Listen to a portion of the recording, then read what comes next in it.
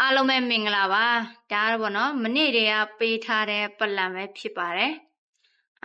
လူဆိုတာပေါ့နော်တယောက်နဲ့တယောက်နဲ့တော့အမြင်ချင်းတော့မတူဘူးသုံးသပ်ချင်းတော့လည်းမတူဘူးပေါ့နော်ဒါကညီမမနေ့ကပေးထားတဲ့ပတ်လံပဲဖြစ်ပါတယ်ဒီနေရာမှာပြောချင်တာပေါ့နော်လူတိုင်းကပေါ့နော်ဒီforex trading market ထဲဝင်ပြီးဆိုလို့ရှိရင်ပေါ့နော်မမြင်ရတဲ့အရာတစ်ခုကိုခက်မှန်သုံးသပ်ရတာဖြစ်တဲ့အတွက်ကြောင့်မလို့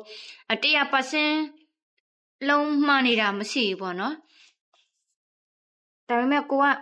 90%လောက်မှန်နေဆိုရင်လည်းကျမတို့အတွက်အမြတ်ကကျန်တယ်ပေါ့နော်ဒါဆိုလို့ရှိရင်မင်းညကပေးထားတဲ့ပတ်လံပဲဖြစ်ပါတယ်အခုကကြတော့ပေါ့နော်ဒီနေ့အတွက်တော့ပတ်လံကမချရသေးဘူးပေါ့နော်အခုမှအလောကပြန်လာတာဆိုတော့ကွန်ပျူတာနဲ့တော့သေချာမသုံးသပ်ရတယ်ဒါကညီမဖုန်းနဲ့ပြပေးတာဖြစ်ပါတယ်ဒီ training view ကကြတော့ပေါ့နော်ဒီကွန်ပျူတာထဲမှာကိုယ့်ရဲ့ Gmail account ဖုန်းနဲ့ Gmail account နဲ့တူပဲဆိုရင်ကိုယ်ကွန်ပျူတာထဲမှာပလန်ချတာလဲဆိုလို့ဆိုရင်Gmail account တူတယ်ဆိုလို့ဆိုရင်ဖုန်းထဲမှာလည်းအခုလိုမျိုးကြည့်လို့ရတယ်ပေါ့နော်ဒါကညီမဖုန်းထဲကနေကြည့်နေတာဖြစ်ပါတယ်ညီမကွန်ပျူတာမှာဒါမနေ့ကချတာတဲ့ပလန်တွေပဲဖြစ်ပါတယ်အခန်းပြန်ရောက်မှပလန်တစ်ခါပြန်ချမှာပေါ့နော်ဒီမှာဆိုလို့ရှိရင်ဒါကကိုကဒီ candidate တွေ zone တွေပေါ့နော်visiting support တွေကြည့်ပြီးလို့ရှိရင်ဒါခတ်မှန်ပြီးတော့တုံးတက်ထားတာပဲဖြစ်ပါတယ်ဒီ marketing မှာပေါ့နော်ဘယ်သူမှတော့100%အပြည့်တော့မမှန်နေဘူးပေါ့နော်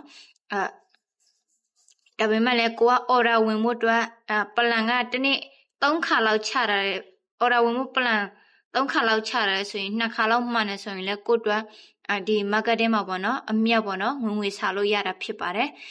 100%ရကြတော့ညီမတို့ကိုယ်တိုင်လည်းမမှန်တယ်လို့တကယ်ဆရာတွေလည်းမမှန်ဘူးပေါ့နော်ဒါပေမဲ့လည်းဒီလိုမျိုးပဲပေါ့နော်ဒီ candidate တွေဒီ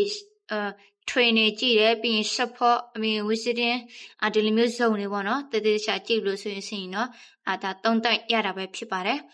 ဒါအခုကတော့ဒါမနေ့ကပလန်လေးပဲဖြစ်ပါတယ်ဒီပလန်လေးကိုပေးပြီးတော့ပေးထားတာပေါ့နော်ဒီတငယ်ချင်းတွေလည်းအဆင်ပြေတဲ့တငယ်ချင်းတွေလည်းအဆင်ပြေတာပေါ့နော်တချို့ကျတော့လည်း emotion မနိုင်လို့ဒီလိုအမြတ်နည်းနည်းပဲရတာလေးပြီးလို့ဆိုလို့ရှိရင်ဒီ money control မလုပ်နိုင်လို့အဆုံးနဲ့ရင်ဆိုင်ရတာတွေပေါ့နော်ဒီလိုပြဿနာတွေလည်းဒီ marketing မှာကြုံတွေ့ရတာပဲဖြစ်ပါတယ်